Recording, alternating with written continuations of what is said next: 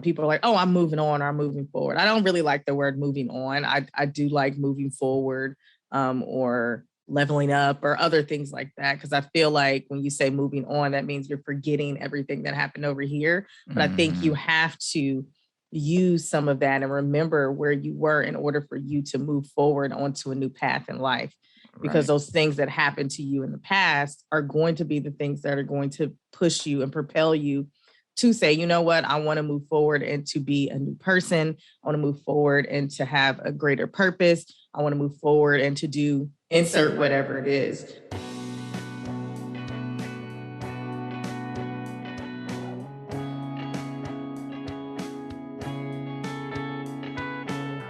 Empower You podcast is devoted to bringing real-world wisdom and encouragement to our listeners.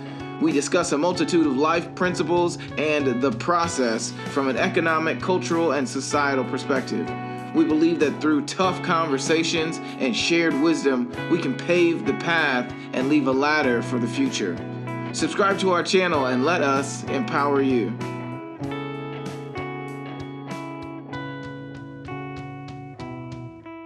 Welcome to Empower You podcast. My name is Kidboy Cooper, and I am so glad that you are here. I hope you're having a great day. And I am thrilled to be back bringing you another amazing podcast. And today we're going to be talking about moving forward.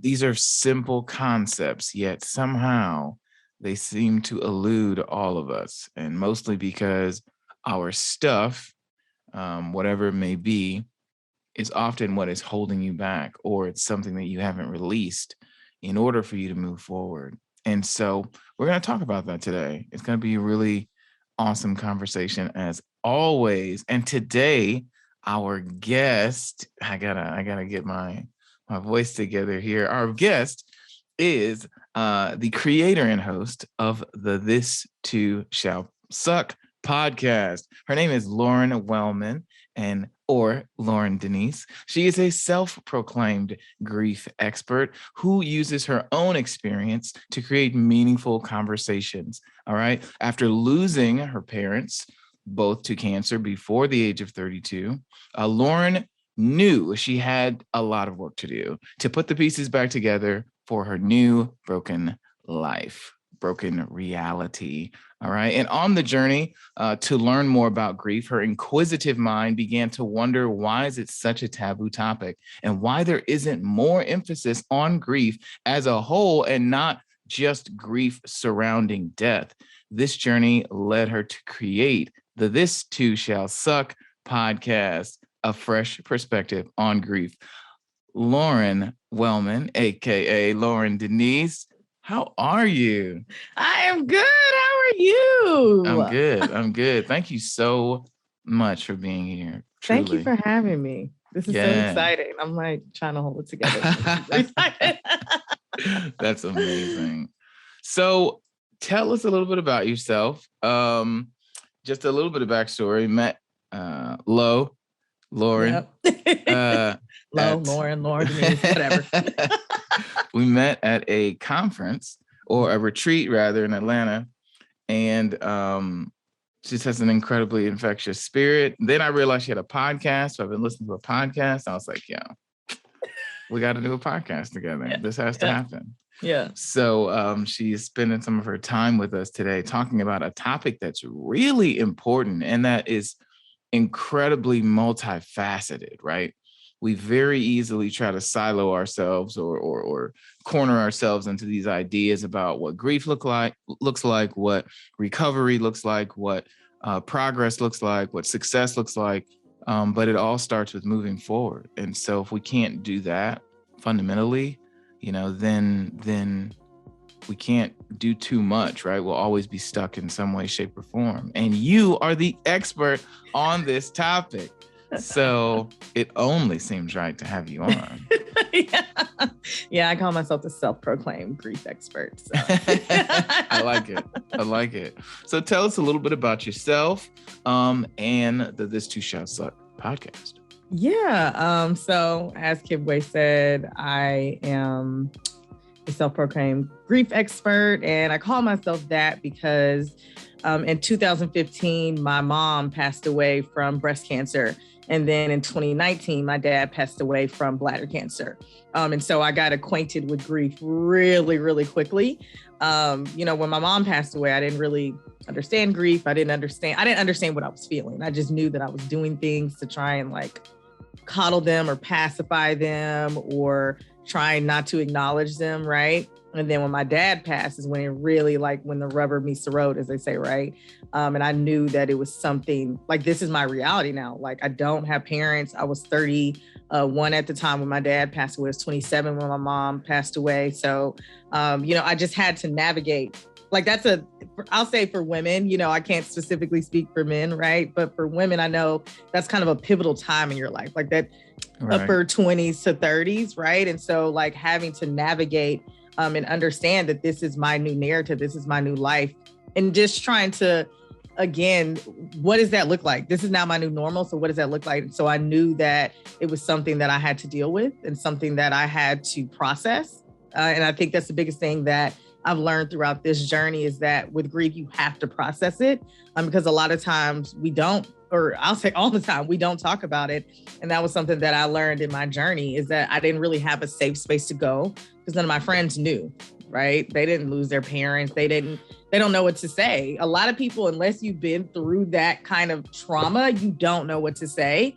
And so I didn't really have a safe space to go. Like I did go to therapy and that helped tremendously. And I think that kind of catapulted me in my journey to understanding grief, to processing grief, and to want to help others understand and heal from grief as well. And so it's been a journey. It's been amazing. The podcast kind of came to me, as I always say, in the middle of the night. Honestly, it was literally 3:30 in the morning. And I feel like God woke me up and was like, yo, I need you to write. And I just started writing stuff down.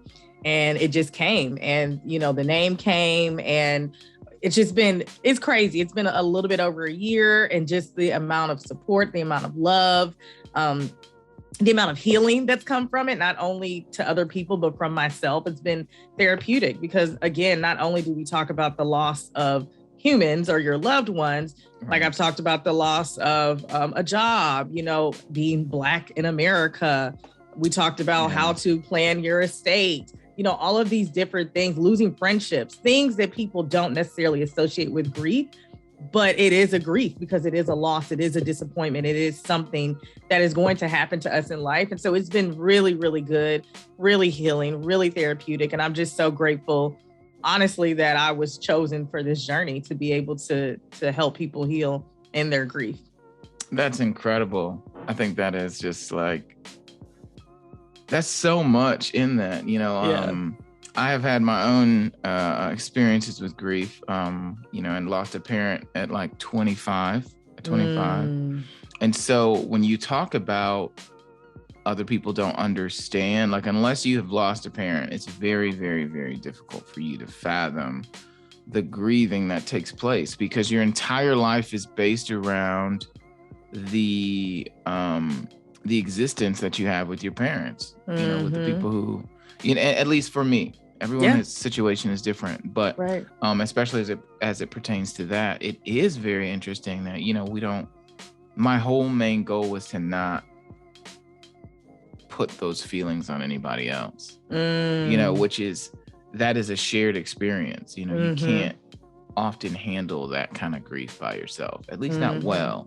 Yeah. You may be coping, you may be, moving, but I just have a feeling it's going to show up again at some point. Yeah. Yeah. And it does, Yep.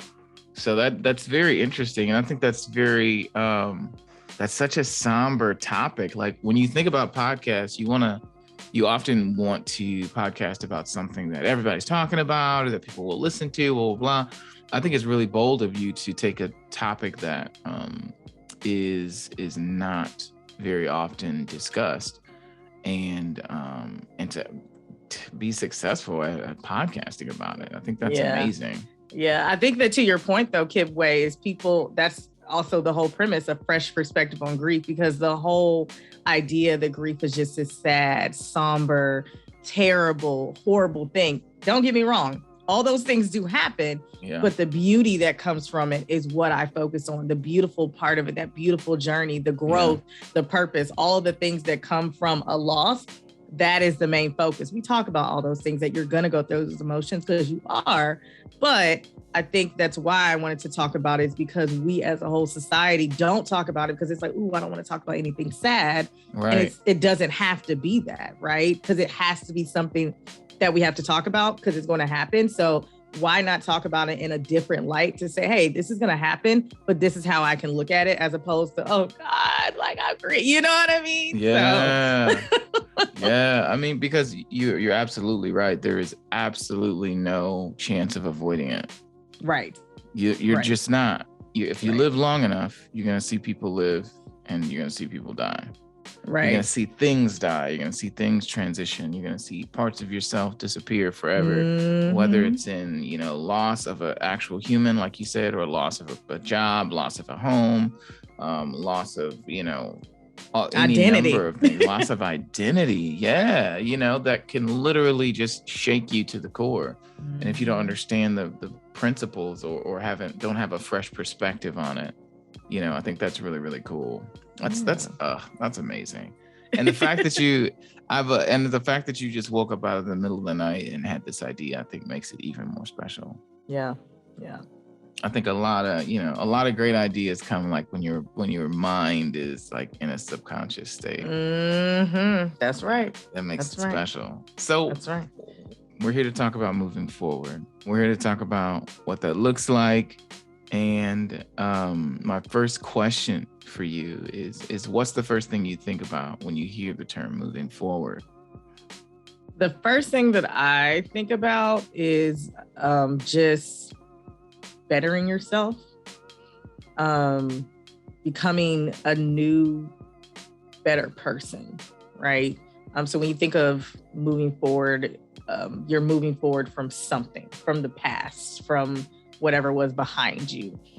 So I think that if you're moving forward, you're moving in a better path in life. People are like, oh, I'm moving on or I'm moving forward. I don't really like the word moving on. I do like moving forward or leveling up or other things like that. Because I feel like when you say moving on, that means you're forgetting everything that happened over here. But I think you have to use some of that and remember where you were in order for you to move forward onto a new path in life. Because those things that happened to you in the past are going to be the things that are going to push you and propel you to say, you know what, I want to move forward and to be a new person. I want to move forward and to have a greater purpose. I want to move forward and to do insert whatever it is. So I think it really is just, it's a positive word to me, moving forward, positive phrase, shall I say, moving forward. It just means bettering yourself, just being a better human, to be honest with you. Yeah. Yeah. I think that's really great. When I think of moving forward, this is just the way my brain is wired. I always think about difficulty. I think about accepting a level of difficulty that you're in right now. And so, moving forward would be that acceptance, so this is going to be great for me because I generally have a lot of somewhat negative connotations. I'm a very positive person, but I'm very pessimistic mentally. And so I try to prepare myself for the worst, but I don't know that that's the correct state to be in when you're building new things and doing new things. It's always expecting the worst, you got to manifest better things. So I love that you're like moving forward means like growth, like, okay, all right, I accept that. I'll take it. Right. I'm learning too, you know what I mean? Yeah. So tell me about the whole process, right? You lost your mom, then you lost your dad. So tell me what that process was like for you. Tell me how, what emotions you were feeling as you were starting to settle with this new reality. Like I said, it's very interesting to hear because you don't know until it actually happens to you. That's right. And everyone's experience with it is different. So I would love to hear what your experience was, and how you managed to start moving forward. Because someone right now is stuck in that place where it just seems like too much to move forward from. Yeah. So I would love to hear, what that was like for you, what that process was like, and where you were at mentally, emotionally during that time. Yeah. So for my mom specifically, because again, never thought your parents are going to live forever, right? Especially at that young age. Yeah. So it was just a weird time. I was living in Arizona at the time. All of my family was in Atlanta. So I really had time to myself. And I actually was going to move back to Atlanta to kind of be with them. But then I recognized I kind of needed that time by myself to process it in the way that I was able to without my family. And so for people who are listening as well, who are kind of in that place, sometimes it sounds good, and don't get me wrong, you should have like a support network to be able to reach out to them, but they also have to process their own, loss and grief. Yeah. So sometimes you got to have that space to yourself to be able to do that and to reach out when you want to and need to, and not necessarily like have to have it in your face all the time. But with my mom, I'll be honest, I didn't really process it because I didn't understand it. I didn't know what it was. I didn't know what I was feeling. I was doing a lot of unhealthy coping mechanisms, shall I say, because to me, there's no right and wrong way to grieve. There's just not a right and wrong way to grieve. I hate when people say that, but there are healthy and unhealthy mechanisms to be able to process it. And so I was using a lot of unhealthy coping mechanisms to process it, alcohol, all of these other things that I was doing in order to kind of process it. So to me, I didn't really process it, right? And so fast forward to 2019, now my dad gets sick. Now I go into this deep place of like, okay, well, what happens if?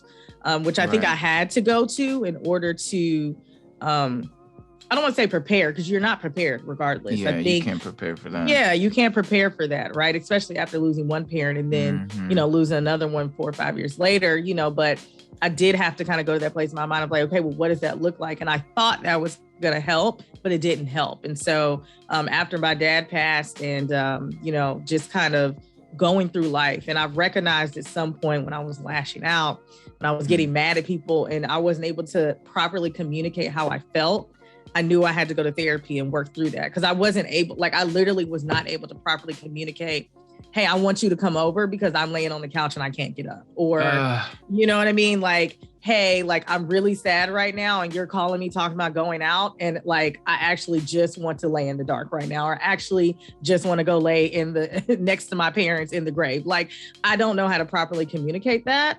And so I knew it was time for me to go and talk to somebody to be able to properly communicate, because I knew I did not want to stay in that space. You know what I mean? So I think the biggest thing is you just have to recognize you.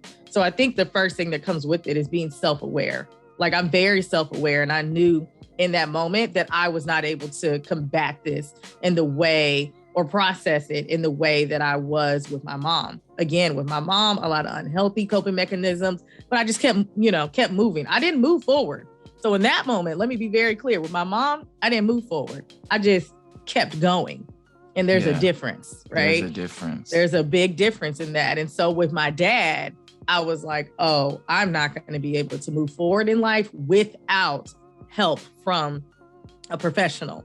And so I had to be self-aware and recognize that. So I think if you're in that space, you have to be self-aware and know where you're at. You know, if you're in a dark place, and you know, if you can't get out by yourself, or you know that if like you're being ridiculous and being a butthole and lashing out at people, and you know it's because you don't know how to communicate, then you have to be like, you know what, like I need to communicate better, or I need to go get help to communicate better. Like, you know yourself. So I think the first thing is like, from getting unstuck from that, is to just be self-aware and to know where you're at. Because if you don't know yourself and are self-aware to know your triggers, and I didn't know triggers or anything like that before I went to therapy, let me be very clear, but to know that if you're off, then you're not going to be able to move from that place. You have to be self-aware. You have to know yourself, and you have to know when something is off. And if you can actually deal with it yourself, or if you have to go and elicit the help of somebody else, right? So I think that's the biggest thing, is if you're in that space, is being aware of yourself and knowing what the next step is, whatever that looks like for you. Yeah. And I think there's so much truth in what you said, because your ability to be and to notice that you're not well, I think is something that is very unique for you. Yeah. I don't think a lot of us acknowledge when we're not well. I don't think a lot of us acknowledge, especially in our community, acknowledge when we're not coping well. There's very, very low bar to coping. Yep. As long as you're moving forward or continuing in the whatever it was you were doing before, you know, people will assign you as having moved forward. And it's just not the same thing, because people's families are still being affected, you know, your mental and emotional health, you know, which translates into your physical health. So I think I love that you made that distinction, that moving on and moving forward are completely different things. Absolutely. You know, we can all just keep moving, you know, but are you processing things in such a way that it's not going to come back in a negative way? You also said there's no right way to grieve. Super powerful. You know, I went through a rather, you know, a less than great grieving process myself, less than healthy grieving process myself. And so part of that, I feel, and maybe you can attest to this as well, I think some of the unhealthy ways that I was trying to process was because I was trying not to reveal that I needed to process, you know, because there's only certain activities that people can do with you when you're in an extreme state of grief. Yeah. And when you need people and you're in an extreme state of grief, you're going to do whatever it is that can alleviate that mental state. Yeah. So your only option is to do things that alter your mental state in an environment where people don't notice any different. Yep. And so, you know, when you're saying, you know, there's no right way to grieve and it was unhealthy, I think it's really important that we say that, because a lot of us fall into that by default. Yeah. You know, we're just like, oh, well, you know, I'll just go do this because this is the only way for me to not have to say that I need people around me. And for you not to feel the weight of what I'm going through by trying to be there for me. Yep. So it becomes this like twisted circle. So I love that you are normalizing this in such a way that is still empowering to people, because everybody's not good at it. Nope. You know, everyone's not good at being self-aware. So I think it's amazing. I'm terrible. I'm serious. Like, I'm learning. When I tell you I'm learning, everybody listening to Empower You podcast, I am learning this stuff. I do not claim to be an expert on anything except audio. Right. I am an expert on audio, video stuff. I know that's my profession. Right. But as far as the, you know, self-improvement, self-empowerment, the things that we talk about on this podcast, like, I'm learning with you all. So, you know, I think it's amazing how strong you are to be able to say, well, I wasn't well, so I went and got looked at. I'm like, man, that would take me years to figure out. You know? But it may not, though, Kidway. All it takes is that one moment. Because I should have went to therapy with my mom. I didn't go to therapy with her. That wasn't a conversation. Again, we'll speak specifically in the Black community. That's not a conversation in our household. We're not talking about therapy, right? So, like, we didn't go to therapy in my house. Nobody in my family went to therapy. I think my sister might have been the first one when her and her husband were going through a divorce. But everybody else in my family have never, and I'm talking about cousins, aunties, uncle them, nobody had been to therapy. So that was never a conversation. So with my mom, I should have went with my mom. So it took that one moment in my life when I noticed, like, yo, like, you don't know how to, like, tell these people you need their help. And you're sitting here on this couch in the dark, in the middle of the day. You're only going to go down from here, sis. What are you going to do? Yeah. So, like, it may not have taken you years. It just takes that one moment to say, you know what? Something's not right. Something's not right. You know what I mean? Yeah. Kim would say, nope, still gonna take me here. Listen, that's it's a lot. It takes a lot of again, just more new things I'm learning. It takes a lot of strength to recognize that you're not okay. Mm-hmm. It really does. There's a level of ego, there's a level of self-identity that all gets challenged. Yeah. And grief will do that, because grief doesn't care where you're at in life. It will completely flip your table. It doesn't matter what is on it. And everything is sour after that. Nothing feels the same. You have to relearn life after whatever that event is. So I just think it's amazing. I think it's amazing. Tell me about your friend's reaction to everything. Tell me about your interactions with other people. So you've got this huge life event that's happened, and you are trying to integrate with your people, right? Back in Arizona or wherever, maybe you're back in Atlanta, and you're trying to reintegrate after this event has happened. Where are you at? Like, how does that work? So again, with my mom, because I was in a whole nother state, I'll say with my friends in Atlanta, I wasn't really affected that much in that sense, because we weren't hanging out a lot. I wasn't seeing them a lot, things like that. My friends in Arizona, they were there for me as much as they could, but I had to kind of just deal with it a lot on my own.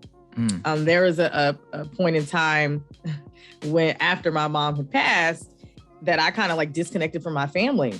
Like I was on, again, social media.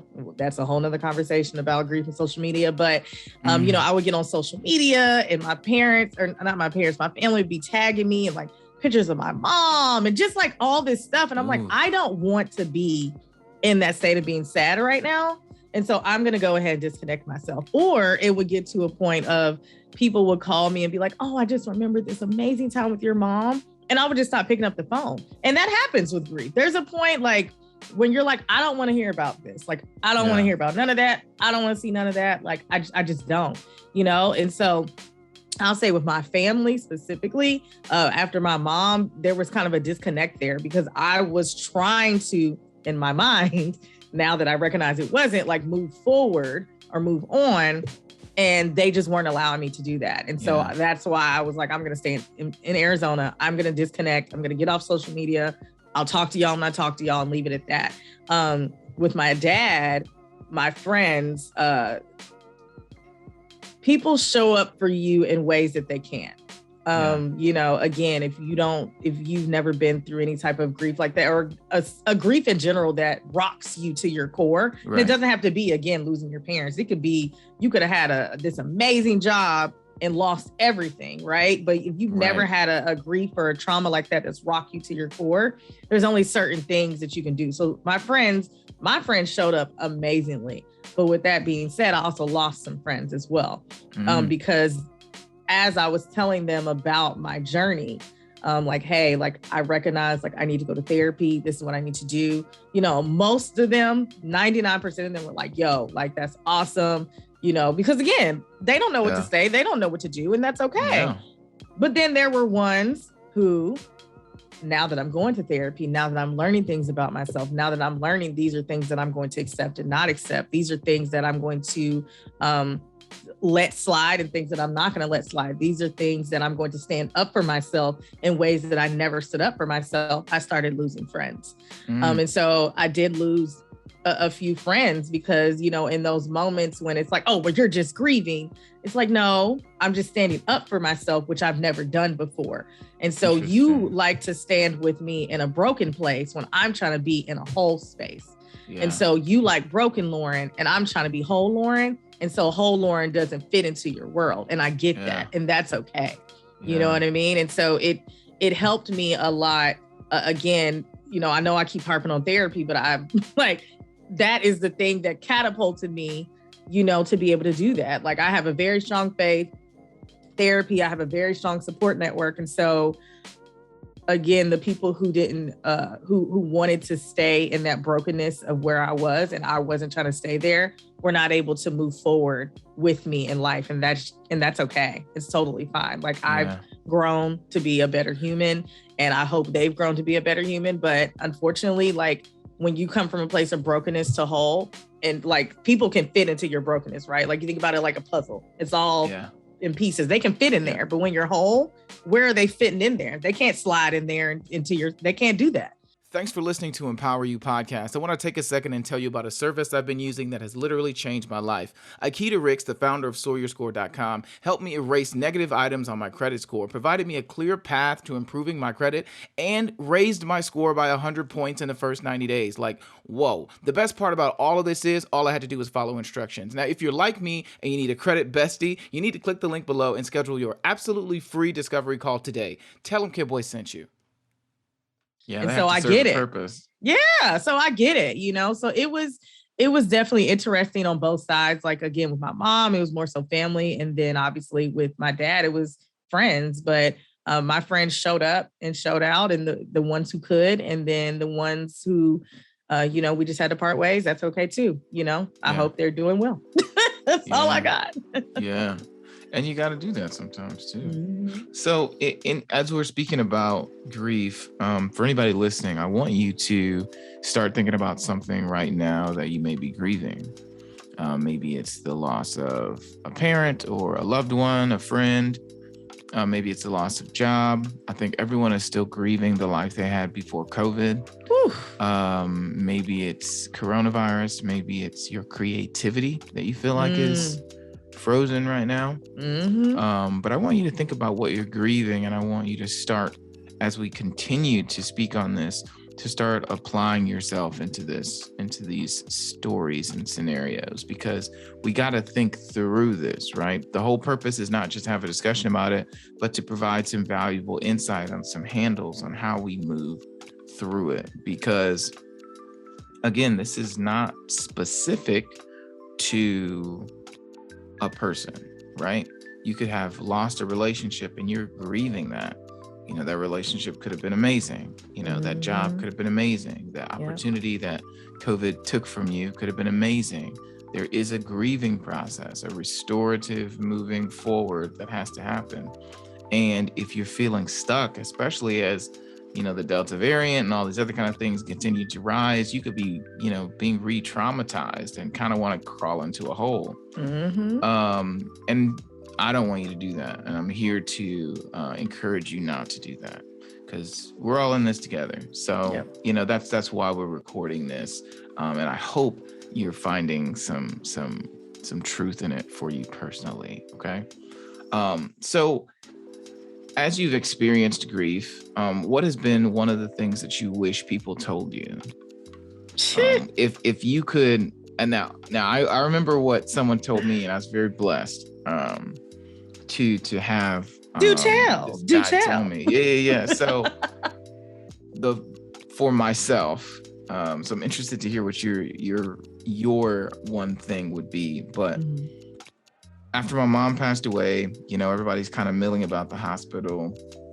We had all just ran up to the room and basically watched my mom take her last breaths. Mm-hmm. The worst thing I will never forget. And we were all just like hanging out. And a really good friend of my parents, his name is Lorenzo Pitts. If you hear this, bro Pitts, thank you. He told me, you just got to take it one day at a time. Just one day. Don't think about next week. Don't think about anything else. Just one day at a time. And ever since then, that has been really helpful, because it seems like some days you really can't manage anything else. Mm-hmm. I just need to get through today. Yep. Don't ask me about anything else, because today is the only thing I can handle. And so for me, when he said that to me, that kind of set the tone for how my grief was going to play out. And I did. I took it one day at a time. I still had, whatever going on, but I took it one day at a time. Yeah. It didn't make it easier, just made it a little bit more manageable. Yeah, you just learned to adjust. That's all. Yeah. So what was what do you wish you had known when you started? That was a good one, Kidway. First of all, I would just like to throw that out there. That's amazing, because somebody told me that too. They're like, take it day by day, but then what I recognize in that moment, and then I'll get to the answer seriously. But I like, because I was like, somebody told me the exact same thing. But what I recognize quickly with the day by day is that when it's first happening, you have to take it minute by minute, hour by hour, day by day. That's how the progression goes. Yeah. Because that like you said, same way I watched my mom and my dad take their last breath. So it's one of those, you just have to take it how you can take it. And I that's my life now. Like, I have a to-do list for 2 weeks out, and I'm like, nope, we're just gonna focus on today. Because I can't. And again, this was 6 years ago my mom passed, and now about to be 2 years my dad passed.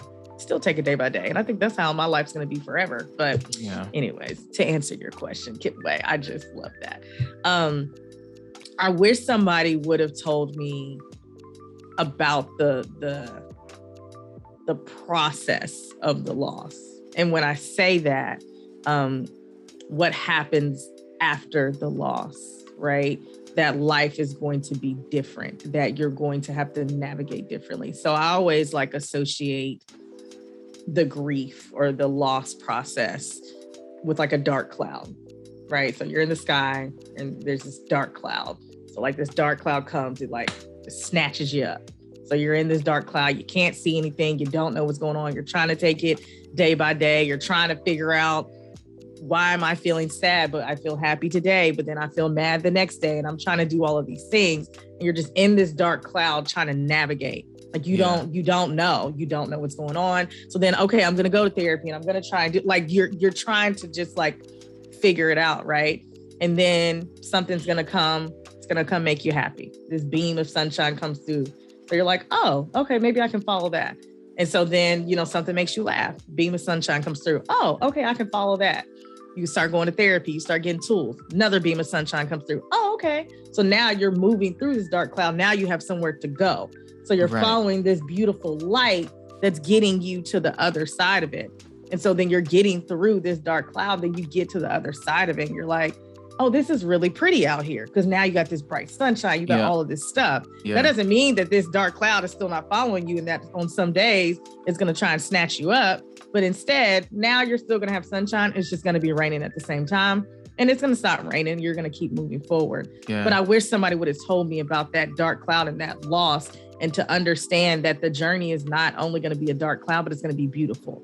Yeah. Right. And it's going to cause you to grow, and it's going to cause you to change and cause you to be a new person. I wish somebody would have told me that. Yeah. That's what loss does. Yeah. That's what loss does. Absolutely. It's not terrible. It's beautiful. It's beautiful, Kidway. Yeah. I don't,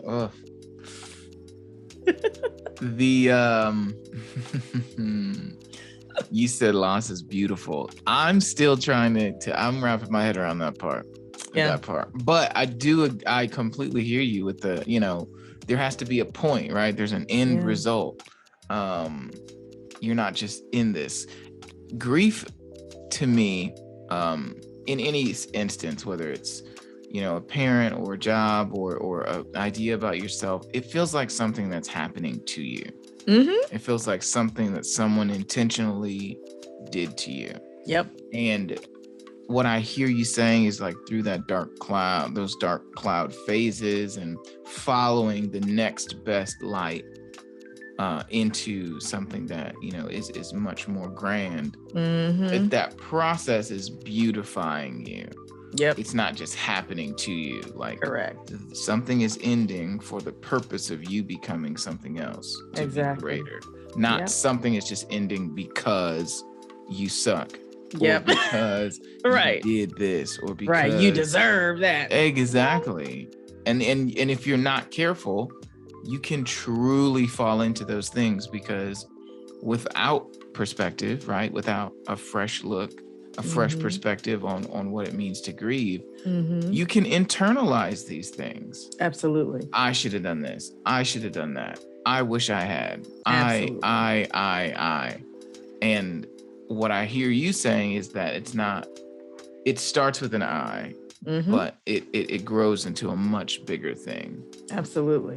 Which is really, really great. I agree with that. I definitely did not have, I was stuck in that I phase for a long time. You know, first thing I did when I got back was like, I don't know. It's a long story. Yeah. But that grief really catapulted my life in a good way, also in a bad way sometimes. Of course. But, you know, and so I think that's really great insight. You know, it's that dark cloud. Did you ever feel guilty about laughing? Did you ever feel guilty about like enjoying yourself? Absolutely. What? Yes. All the time. My dad was sick in the hospital. He was in the hospital for 20 days before he passed.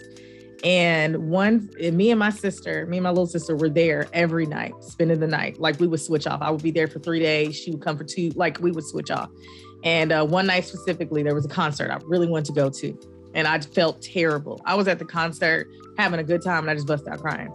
I felt terrible. Like, how dare I be over here having a good time? My dad is in the hospital fighting for his life. And then even afterwards, on my birthday, my dad passed away in August. My birthday is in October. And my friend was like, I'm going to set up something for you. And I was like, no, I don't know. What do I look like? What do I look like celebrating when my dad just died a couple months ago? Like that doesn't make any sense to me. You know what I mean? So yeah, absolutely. And I mean, you're going to have those moments. That's part of the process, is you're going to feel guilty, and it just is what it is. And like you said, to your point about those I statements, I felt, me and my sister's a nurse. And so we would be at the hospital. She'd be asking the questions. I'd be asking the questions. I remember specifically, and it took me a long time to go to the gravesite after this, because the day that we buried him, it was a whole, it's funny now, but like, you know, when you see like all these like ridiculous funeral movies and people are falling out, that's what was happening, to be honest. I'm falling out on the ground. My sister's falling to it's a mess. Okay. And one thing that I remember vividly screaming is I tried. Because again, like we were there every day. We were trying to do all these things. And I was just like, I tried. And like, I really, really tried. And I felt like it was on me for whatever reason.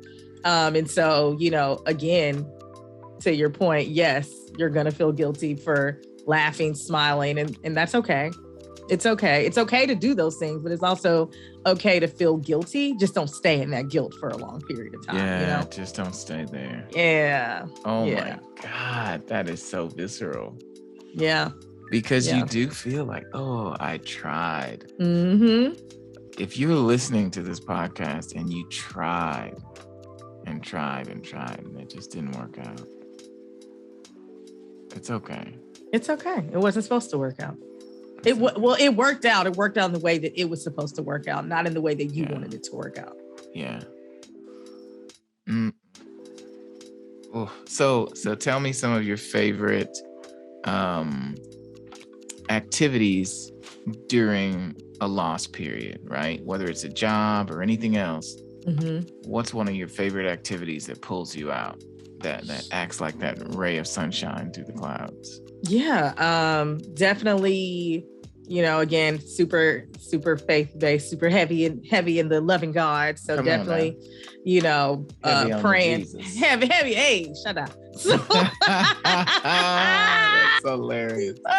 Heavy on the loving Jesus is my homeboy. So, you know, when I can, because there are times when you can't pray, but, you know, definitely praying. And when I say pray, I'm not talking about like, Father God, please. I'm like, God, listen, I'm mad and I'm irritated. And I don't know why you thought that this was appropriate to do this to me. Why didn't I get that job? What are you talking about? I'm overqualified. What do you mean my parents are gone? What do you mean I have to move to this place? What do you mean? You know what I'm saying? Like, I'm talking real to God. I'm like, I got questions and I'm gonna need some answers. Help me. Okay. Yeah. And I know people are probably like, you don't need to talk to God like that. You're right. But he knows.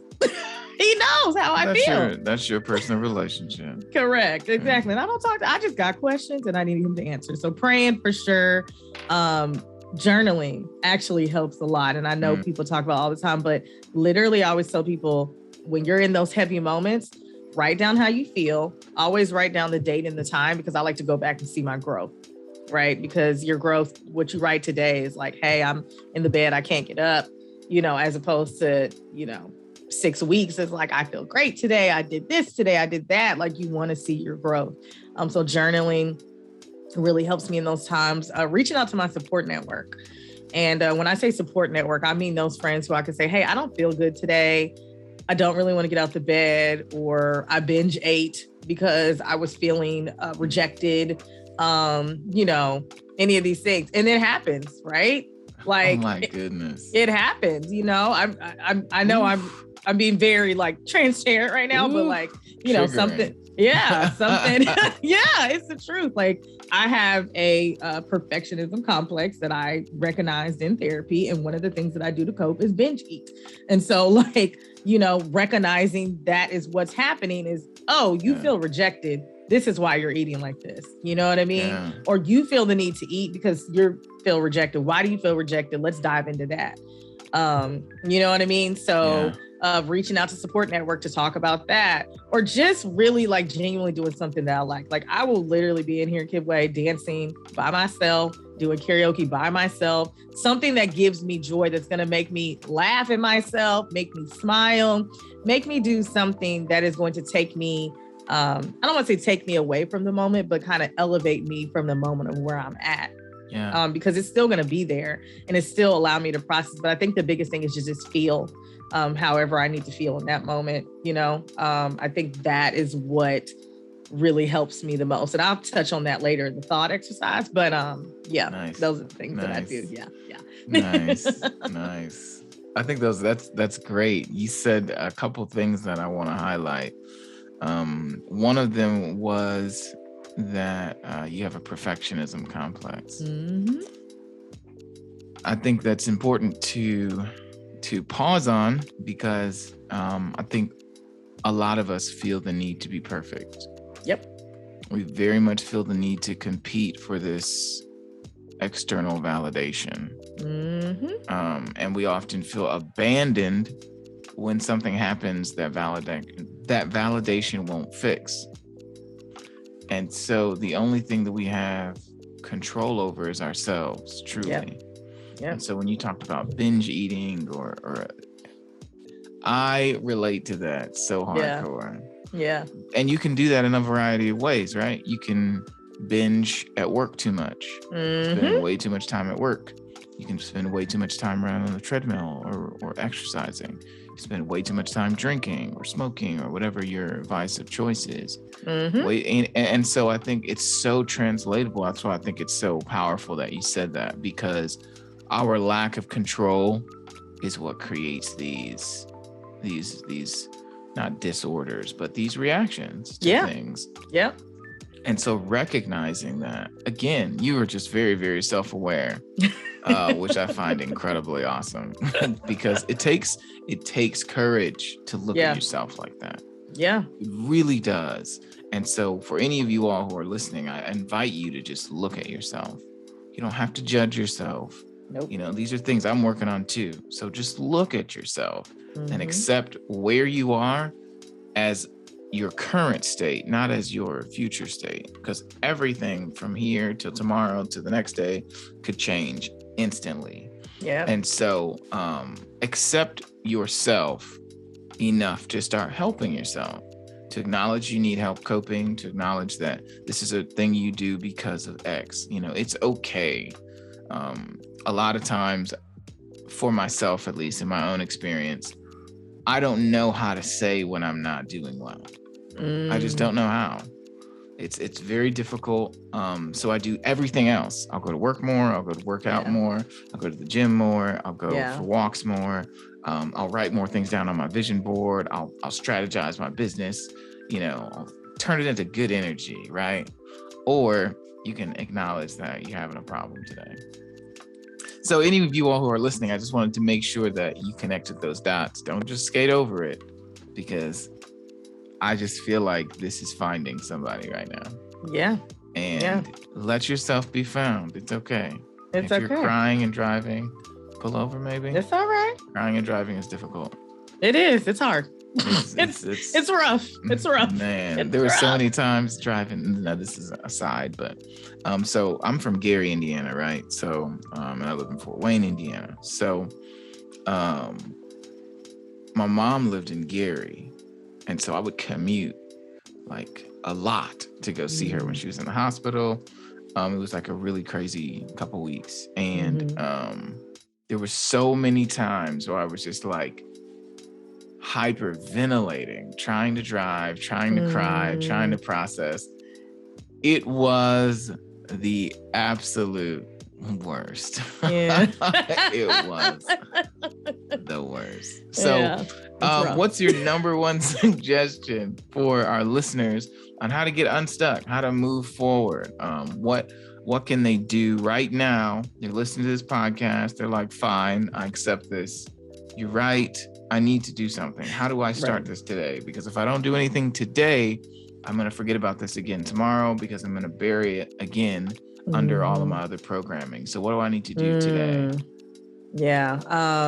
So kind of, I'll give like 4 tips, right? All right. So I would say the first tip, just make a decision that you want to get unstuck, right? Like I had to make a decision that I wanted to not be in that space. And so I chose to go to therapy, right? Like I had to make the decision for myself to say, I don't want to be in this space. I want to move forward in a healthy manner. And I don't know exactly how I'm going to do it, but I do want to do this. I don't want to be laying on this couch for the rest of my life. I don't want to think about or have suicidal ideations for the rest of my life. I don't want to struggle with perfectionism for the rest of my life. I don't want to be sad for the rest of my life. I want to move forward in a healthy manner in order for me to be the best that I can be. Because what I do know is that if my parents were here, they would not want me in this space. And so I had to make that decision for myself because I do want things in life. I want to get married. I want to do all these things, and I can't be the best Loryn I can be if I don't make the decision to get unstuck and move forward. So I would say that's the first thing. The second thing is to, when you do decide to move forward, actually take the first step. Okay. Like you can decide to get unstuck and you're like, okay, I want to do it. I want to move forward. Take that first step, whatever that looks like for you. So if you lost a job and you're like in the bed for 2 days, 7 days, however many days, sad. And the first step is to get up and get on the computer and look and put yourself on Indeed.com, put yourself on LinkedIn, get your LinkedIn up to do whatever that first step is for you, then do it. Right? So make that decision and then take whatever that first step is. Take the time you need. That's great. But then take that first step because you can decide all day I'm going to get unstuck and then just stay there. I don't want to do this. I want to be, okay, great. What's that first step look like? For me, it was finding a therapist. For you, it may be, again, getting up, getting on the computer, doing whatever. I want to lose weight and be in the best shape of my life. Okay. It may just be going on. You don't have to go and hire a trainer and do all this stuff. It may just be getting up and going on a walk.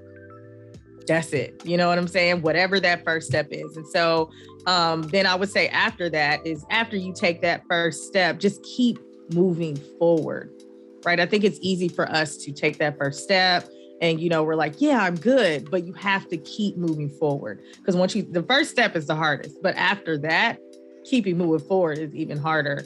Kimway, I think of a quote that I always hear. It's about an arrow. And it says an arrow can only be released by first being pulled backwards, right? And it just simply means that it's just launching you into something amazing, something in the future, right? And so, what I'm saying? So like, remember where you were stuck, but allow that to propel you and move forward into the future, right? Yeah. So you have to be like, look at yourself like an arrow. So like, I'm not telling you to forget where you were. What I'm telling you is to use that to propel you into the future. So that's why you have to keep moving forward. Because if you pull an arrow back and let it go, it's only going to go forward. It's not going to go back. It's just not. Yeah, it's just not. The mechanism's just not going to allow you to do it, right? So, yeah. So I would say the last thing is just don't forget the reason why you decide to move forward. right? For me specifically, again, like I said, I wanted to just be a better person. I knew that I was going to have to change. Like with any type of trauma, any type of loss, you're automatically going to be a new person because now your normal is different. You don't have whatever it is that was in your life. So it's going to be different. You're not going to be the same. And so I knew that I'm not going to be that same person. So I get to decide at this moment what person I want to be. I get to decide the identity I want to take. Like I can, be Loryn, the sad girl who lost her parents, or I could be Loryn, who is out here helping people heal from the trauma, from their grief, from their loss, and able to help others do the same. You know what I'm saying? Yeah. Because she decided to get out of bed. She decided to move forward. She decided to do all of these things to heal herself and in order to impact and heal the masses. Right. So yeah, I think that's the biggest thing is just, so look, to break it down. Ooh, I wrote it down. You wrote it down? Oh yeah. Make that decision. Yeah. Just make the decision that you want to get unstuck. That's when right. When you decide that you do want to get stuck, take that first step. When you take that first step, keep moving forward. Think about the arrow. When you pull it back, it can only go forward. And don't forget the reason why you decided to move forward in the first place. So, yeah. Yeah. She just taught a whole seminar. Pass the offering plate. That's right. The church doors are now open. Promise you all. That's amazing. That's really, really great too. Taking the first step is so crucial because we're perfectionists, right? Yep. Social media, the news, all of these things give us this hyper reality, this idea that everything we do has to be absolutely perfect. Yep. Otherwise, we suck. And that's not true. It's not true. It's not. There's a lot of levels between perfection and absolutely sucking at something. There's so much ground in between there. A whole bunch. But we just default that way, because of our programming. But that's amazing. That's amazing. Yeah. Y'all, this is why we had to have Loryn on the show, y'all, because she's fantastic. Truly fantastic. This is great. This is a really good conversation. I appreciate you. You guys need to make sure you go to this Two Shall Suck podcast and subscribe and let her know that you think she's amazing. Okay. Thanks, guys. So coming from the podcast guru. Thank you. I appreciate it. I made it. I have arrived. You're funny. So I think it's time for this thought exercise because I mean you just gave us some incredibly good tips on moving forward. And for any of those who are listening, these are action items for you. You need to do those today. Get a piece of paper, get your phone out. You have to decide while it's hot. What I've learned about life is that there's no perfect time to do absolutely anything. And if there ever is a perfect time, you had no hand in it. You didn't make it. It's not a perfect time because you did something. It's a perfect time because things just lined up. But outside of that, there's just no perfect time. You just have to do it while things are messed up. You have to do it while things are frustrating, while you're scared, while you're confused. You have to do it then. These are things you can write down on a piece of paper or write into your phone. But you gotta make your decision today to move forward. Because after you get done listening to this, you're gonna turn off your phone or you're gonna move on to something else, and immediately there's gonna become some resistance that makes you forget or tries to make you forget. That's the whole point, right? That's resistance can only hang around for so long. The more you practice beating it, the more it'll be at your will. So absolutely follow these action items and prepare yourself for this thought exercise. At At the end of every show, pressure. It's pressure. Don't do that. We do a thought exercise, which are practical, easy to execute tips that we can start to use today, much like our tips that we got. So I'm really excited about this thought exercise. You alluded to it earlier, and I was like, oh, okay, all right. You ready. I mean, that was like it right there. Look, I'm like, I got to switch it up real quick. That's hilarious. Well, listen, the floor is yours. You got a thought exercise for us? I think the biggest thing when it comes to getting unstuck or healing from any type of loss, grief, trauma, whatever you want to call it, is I want you to allow yourself to feel. I think the biggest thing that we don't do as humans is allow ourselves to feel. And that's feel whatever it is that you're feeling. So again, when you're in that place of being unstuck, you may feel hopeless. You may feel lost. You may feel empty. You may feel lonely. You may feel all of these terrible things, right? But then you have those moments where you feel happy. You feel motivated. You feel like I can conquer the world, or you feel mad because this thing happened to you, or you feel whatever you feel, right? So you have to allow yourself to feel in order for you to process. Because if you don't process where you're at, you're never going to be able to move forward, because you can't move forward without processing the moment that you're at. Because when you move forward, you're going to have to process that next time of life that you're in. You move forward to a greater place in life, a higher purpose. You process that. Wow, like I did it. I moved out of that place from hopelessness to happiness. Process that. Now I'm moving from a place of happiness to full joy. Process that. You have to process. But in order for you to process, you have to allow yourself to feel. And I don't think we allow ourselves to feel enough, right? Yeah.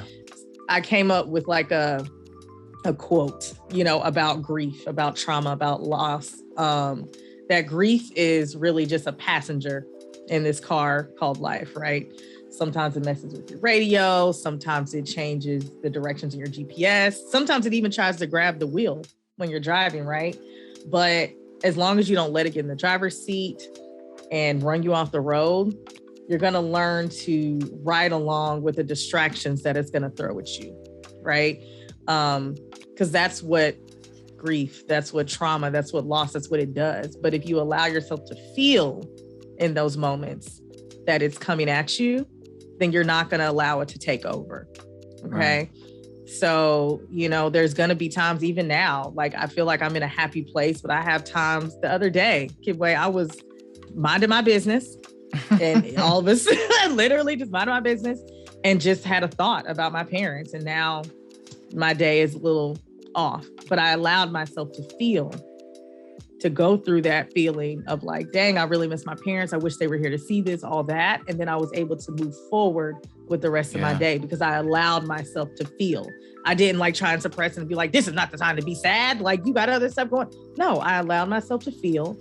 I processed it. And then I was able to move forward, because when we don't process it is when we stay in that place of being stuck, because we don't allow ourselves to feel and process it through. Just like you drink water, and then you go to the bathroom and you drink it, it comes down and it goes out. You have to allow those feelings to come and process and go out in order for you to move forward.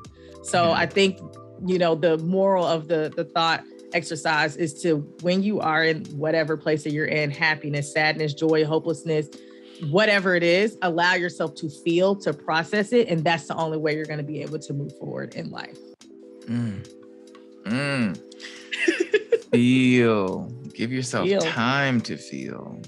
Give yourself the space. You're allowed to feel. Yeah. Give yourself grace to feel. That's amazing. Ugh. You got me in my feels right now. Allow that to happen, Kidway. I'm telling you, I'm trying. It's really interesting because You know, there's so many applicable applications for the whole conversation of moving forward. You know, especially right now, you know, the entire nation is dealing with a record number of griefs right now. You know, I mean, we are being pummeled on every hand, and we individually have to take control of our space, because we can't control the exterior things that are happening, whether it's COVID or any number of racial, political activities that endanger the lives of people we care about. Yep. We can't control those, but we can control and police our own space. And so feeling your way through that, you know, deciding what action you're going to take and being consistent, keeping it going, even if, you know, imperfect action is better than no action. Come on. You know, and so as long as we keep going, it's going to have to get better. Yep. You gave that analogy about the arrow, and I think that is amazing because I'm a Sagittarius. And so I often feel like all aspects of that sign. I feel like the horse carrying somebody. I feel like the person trying not to fall off the horse. I feel like the bow that is getting bent way out of shape, trying to accomplish something. And I also feel like the arrow, which is just trying so hard to get there. And so that analogy just really hit home for me. And I think for many of us, you know, we are bending, we are stretching, we are heavy, you know, we are carrying things that maybe we don't feel like we should have to carry. And the way that you articulated that, I think it's just really powerful. It's all meant to move you forward. So allow it to release yourself from the expectations and feel your way right out the gate. Yep. You know, yeah, that's great. Y'all, this has been amazing. I feel so encouraged. I hope you all do too. I hope y'all feel incredible. And I hope you will go to This Too Shall Suck podcast and subscribe. She's also on Instagram. Matter of fact, tell us how we can connect with you. Yeah, so I am on Instagram and Facebook at This Too Shall Suck. It's 2 O's. So This Too Shall Suck podcast on Instagram and Facebook. And like you said, This Too Shall Suck podcast, A Fresh Perspective on Grief, is on all listening platforms and YouTube. And yeah, I'm pretty, you know, I like to have a good time. So yeah, send me a DM, let me know. I mean, Kidway is amazing. So I know that you guys are amazing. So if you're listening to Kidway, so yeah, hit me up. I'm here. I'm open. You can tell Kidway. You can ask Kidway. I'll talk to a wall. So listen, y'all gotta hit her up and say thank you. Drop a comment. If you are not following This Too Shall Suck podcast, you need to do that. And if you're a new listener for Empower You podcast, I really encourage you to go ahead and like, subscribe, leave a 5-star review, and tell us what you think of the show. Tell us what you think of your first episode, because we're building a community of empowered people who are determined to actualize their success, however that means and however that looks for them, through common life principles and overcoming the process. And if you are a business, have a business, a coaching consulting service, and you're looking to build your impact and to create more income through podcasting, I am here to help you. Not only have I done it, but I've also been an audio engineer, video engineer for the past 7 years, working with larger companies, corporations, churches, individual entrepreneurs, all to help them create compelling content that they can use to boost enrollments, to boost memberships, to boost tuition, all in order to create more impact and more income for their business. And if that is you and you're tired of trying other methods, you want to definitely hit me up. And all that information will be in the show notes as well. Miss Loryn. Kidway, thank you for having me. This is so great. I'm so honored to be here, Kidway. You have no idea. So thank you. Thank you. Is there anything you want to leave us with? Thank you so much for being here. This interview was like really great. Every time I think I had a really amazing interview, another one just happens right after that. And I'm like, man, this is a really great job. Yeah. No, thank you. Thank you for creating this platform, empowering people. So like you said, if you're not following Kibwe, if you're, need help and I've seen him just be awesome on Instagram, met him in person and, so make sure you are hitting up Kibwe, the podcast guru. And so That's I said, what? I'm on the podcast guru? Yes, I will be there, Kibwe. Yes. I love it. I appreciate you so much. To all of those listening, thank you for listening. Make sure you go follow this Two Shots Like podcast, subscribe to Empower You podcast, and we will talk to y'all a little bit later. Peace. That was amazing. I was gonna say, was it good? That was my first. Empower You podcast is devoted to bringing real world wisdom and encouragement to our listeners. We discuss a multitude of life principles and the process from an economic, cultural, and societal perspective. We believe that through tough conversations and shared wisdom, we can pave the path and leave a ladder for the future. Subscribe to our channel and let us empower you.